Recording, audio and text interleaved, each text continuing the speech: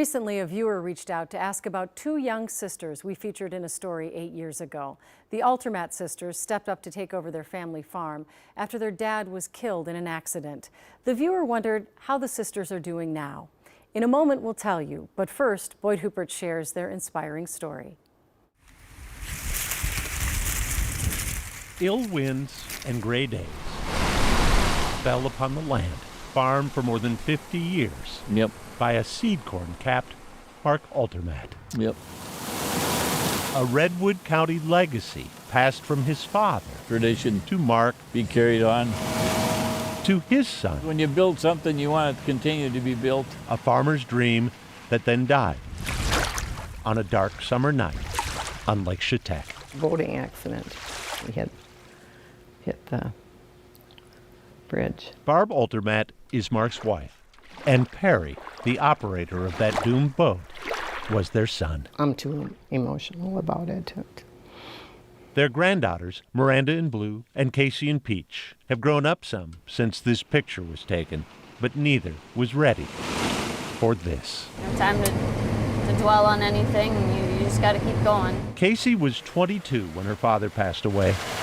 Miranda We got busy had just turned 20, real fast. single, and pursuing their own dreams when days after the death of their father, life and their grandpa I said, posed a question.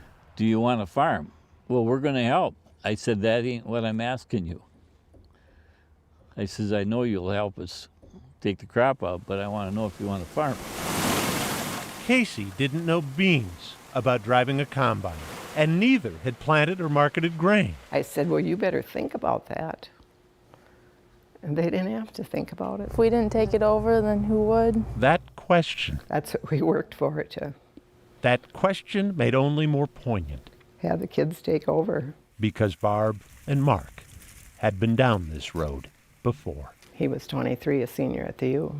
Doug was their other son who was supposed to take over the farm before a skid loader bucket crashed down on Doug in their yard. So we lost both of the boys. 1,000,000 times. Barb has asked God, why both? But still, no answers. No. No.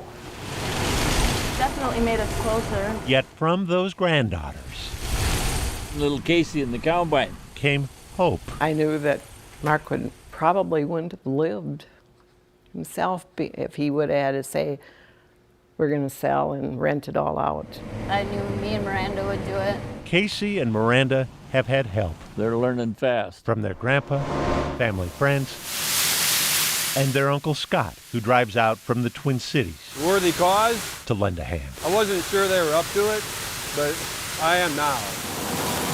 This fall marks their 5th harvest, with time out in between for 2 farm weddings, and the birth of a girl for Casey and a boy for Miranda, who spend time with their grandmas while the baby's mothers farm. I'm sure we're stronger than what we thought we could be. Sorry. For Tammy, their mother, it's overwhelming sometimes, thinking about the husband she lost and how much life has changed. But you gotta go on. So on they go. We'll go till at least 8 tonight. When darkness fell on a 3rd-generation farm, the women of the 4th lit the way. Boyd Huppert, KARE 11 News, Lamberton. Well, 8 years after their story first aired, Casey and Miranda have just completed another harvest.